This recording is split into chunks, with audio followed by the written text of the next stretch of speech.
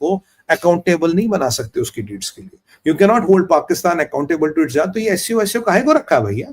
इस SCO SCO को बंद कर दो, ताला लगा लो, इसमें कुछ नहीं होने वाला। और मैं आपको बताऊं, जिस दिन भारत एससीओ से निकल गया, एससीओ की हवा निकलेगी, और भारत एससीओ से निकलेगा, डोनाल्ड ट्रंप अंकल बड़े खुश होंगे, कहता बहुत अच्छी बात हुई यार, तुम आप एससीओ से निकल गए, एससीओ वालों में बचा क्या। That is the message which Bharat has indirectly, मैं इसको बोलूंगा एक लगभग आप देखिए एससीओ को डोवाल साहब उनकी जमीन पे बैठ के धमकी दे आए, कहता बेटा सुधर जाओ, काम वाम करना ठीक समझो, अन्यथा जय सिया राम। और आप देखिए अब बात बुलेट की हो या बात बोर्डरूम की हो, भारत दोनों जगह डोमिनेट करता है। अगर मैं आज से 3-4 साल पहुंचता कि आईसीयू में जाके भारत ऐसी डायरेक्ट भाषा बोलेगा, तो मैं शायद लगता है यार भारत बोलेगा नहीं, भारत थोड़ा घुमा फिर के बोलता। अब गोली चलाने की बात हो पहले चलाता है, आईसीयू में बोलने की बात हो पहले चलाता। तो ये कहीं ना कहीं, अब सोचिए चाइना की जमीन पे बैठ के चाइना को धमकी देना, मतलब इट्स नॉट सो आसान, ये इतना आसान नहीं है चाइना की जमीन पे बैठ के चाइना को ढोना बना। क्योंकि आज जो मैंने डोवाल साहब का ये रूप देखा है, ये एनएसए का रूप कम था, ये एक भारत के माँ भारती के सिपाही का रूप ज्यादा था। He was not talking as a NSA, was a very sound, मतलब बहुत साउंड प्रोफेशनल होता है NSA।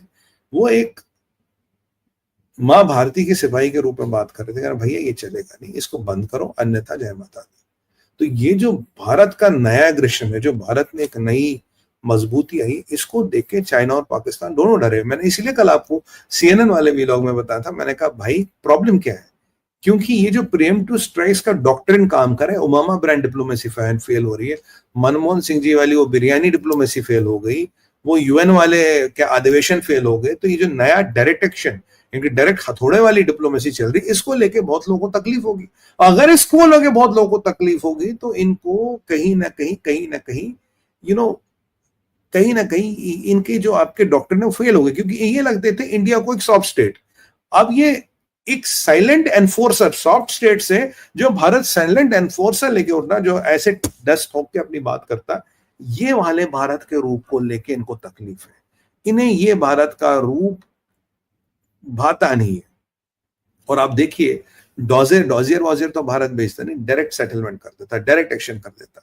डॉजियर वाला डॉक्ट्रिन भी खत्म कर दिया मोदी जी ने, कोई डॉजियर नहीं भेजेंगे, और बिल्कुल डायरेक्ट। और ये जो बात करनी थी, मुझे लगता है इसीलिए शायद डोवाल साहब गए कि जयशंकर साहब थोड़ा एक अलग पोस्ट पे, एक अलग चीज पे है, तो डोवाल साहब थोड़ा डायरेक्ट बात करते हैं। कि आप जानते हैं IC 814 वगैरह हो तो उसके जेल में भी एक किडनैपर वगैरह थे, इनके साथ डोवाल साहब ने बात की। तो डोवाल का ये नया रूप है।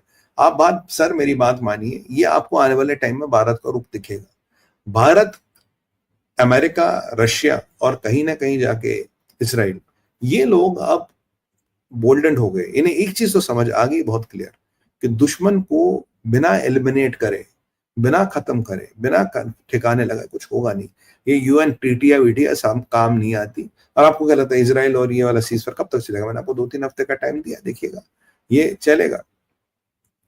ये जो मोदी और डोवाल का कंबो है, इससे लोग घबराते हैं, कहते हैं यार ये जो कंबो है ये चीजों को हिला देता। और मैंने आपको पहले बोला था मोदी जी एससीओ नहीं जाएंगे, तो Modi ji will not go to SCO. Modi ji अच्छा नहीं जाना था, बट ये जो अब भारत जाके एक अपना सिविलाइजेशनल हंटर चला रहा है, एक सिविलाइजेशनल बात कर रहा है, इसको लोग परेशान।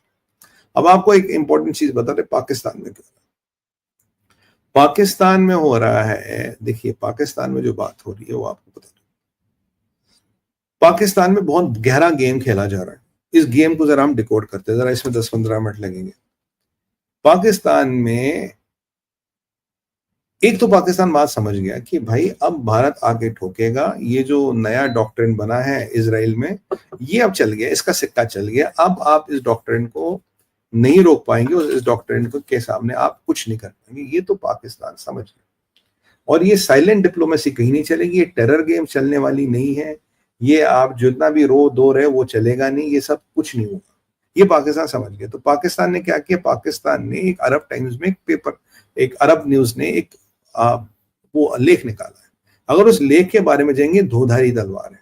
वो लेख कहता है कि जी AOAV की एक रिपोर्ट आई है जिसमें पाकिस्तान में नंबर आता 7th नंबर, जहां सिविलियंस की डेथ होती है, सिविलियंस की डेथ में नंबर 7th आता पाकिस्तान। चलिए तो कोई बड़ी बात नहीं।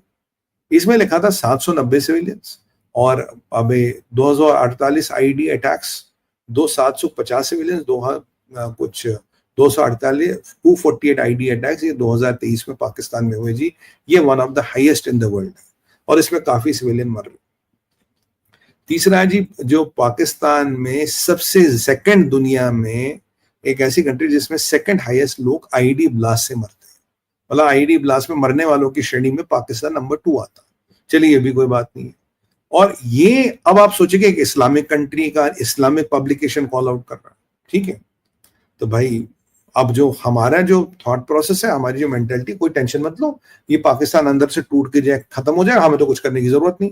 ये हम अपने दिन को कहते हैं। जो मैं इस डॉक्ट्रिन को नहीं मानता, मैं इस डॉक्ट्रिन से बिल्कुल सहमत नहीं हूं। अगर आपको पाकिस्तान को जाके तोड़ना है, उसको तोड़ना पड़ेगा, ये अंदर से कभी नहीं टूटेगा। अब आगे की कहानी क्या चलती, कहते जी किसने करा, कह रहा जी ये जो कांड करा ये टीटीपी ने करा है, आगे लाइन पे ये बीएलए ने करा है, ये आईसिस खुरासान ने करा है। तो आईसिस खुरासान इनका दोस्त तो है नहीं, पर टीटीपी और बीएलए इनका दोस्त है, इनके आईसिस खुरासान से भी संबंध है। इन्होंने कहा जी ये जो सबसे ज्यादा जो अराजकता हुई है ये बलोचिस्तान में हुई है। बलोचिस्तान में ये नंबर 440% बढ़ा है, ये कह रहे हैं। और साथ ही में कह रहे हैं कि भाई ये जो पाकिस्तान बेचारा तो अब टेरर एक्सपोर्ट ही नहीं करता, अंदर से ही मर रहा है। पाकिस्तान तो अंदर से ही मरा जी, टेरर बेचारा क्या एक्सपोर्ट करेगा, ये तो अंदर से ही इसकी लगी पड़ी है। मतलब जिसके यहाँ इतनी ब्लास्ट और इतनी मौतें हो रही है, आपको लगता है वो टेरर एक्सपोर्ट कर सकता है? ये एक नैरेटिव केयरफुली बनाने की कोशिश हो रही है। और भारत में क्या आएगा, भारत और दुनिया क्या सोचेगी, अरे भाई क्या करना, पाकिस्तान तो खुद ही मर रहा, खत्म हो रहा, तो मरने दो सालों को, leave a idiot with a rope in a room and give him time, he will hang himself. ये नॉर्मल कनोटेशन है, but it is not what is here. ये एक लड़ाई एक सिविलाइजेशनल स्टेट और एक फेल्ड स्टेट की है। ये एक लड़ाई है जहां it's not about Hindu and Muslim, it's not about Bharat and Pakistan, it's about धर्म और अधर्म की लड़ाई है। अब देखिए गेम क्या होना, गेम आपको समझाता हूँ।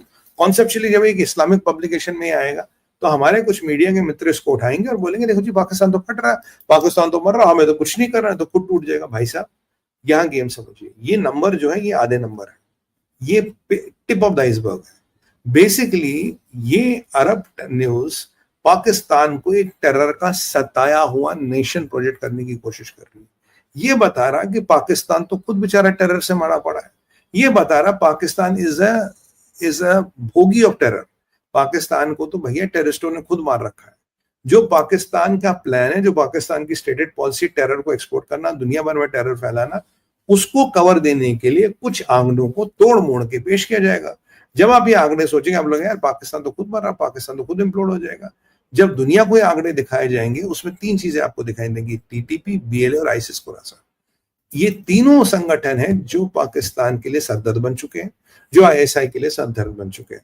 तो पाकिस्तान की इमेज का मेकओवर हुआ, हम तो खुद टेरर के, देखो हमारे कितने लोग मरते। और बलोचिस्तान में जी समस्या है, बलोचिस्तान में समस्या, केपीके में समस्या, और ये आईसिस के वाले ये बड़े खतरनाक लोग ये तंग कर रहे हैं। जबकि आईसिस के को इन्होंने कहाँ डाला, इन्होंने अभी बीएलए के खिलाफ लड़ने के लिए इन्होंने उनके मलेशिया को हायर किया चाइना।